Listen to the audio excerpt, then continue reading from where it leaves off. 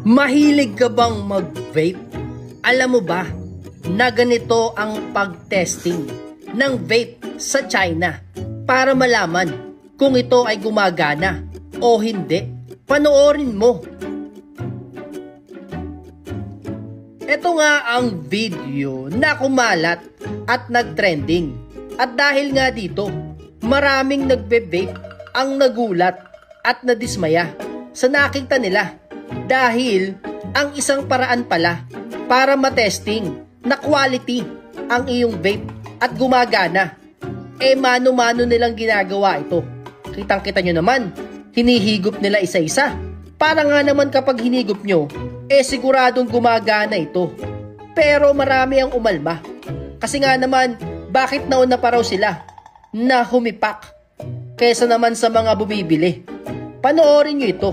Kasi nga even itong lalaki na to ay nagtataka at hindi makapaniwala na ganun pala sila mag-testing ng vape sa China.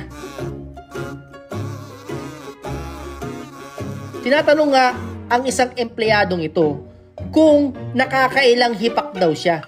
Ilang vape daw ba ang tinetesting niya sa kanyang bibig?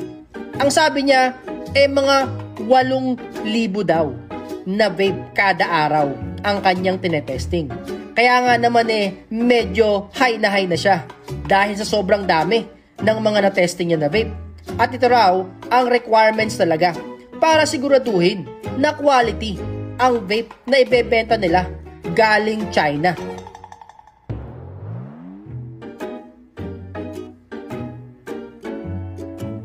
Minsan daw kasi kapag mga machine ang nagche-check ng mga vape na to, medyo pumapalpak.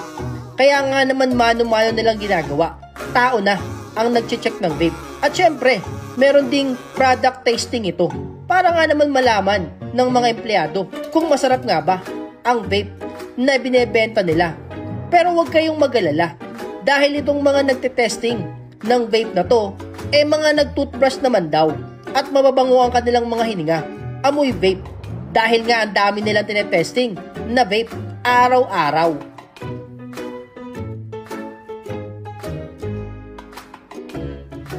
Pero ano ang inyong opinion dito? Kayo nga ba'y natutuwa dahil mano-mano nilang tinetesting ang vape na binibili ninyo at ginagamit? O medyo napapaisip kayo kung isusubo nyo ba ang vape na binili nyo galing sa China? I-comment ninyo para malaman natin at makarating sa kanila.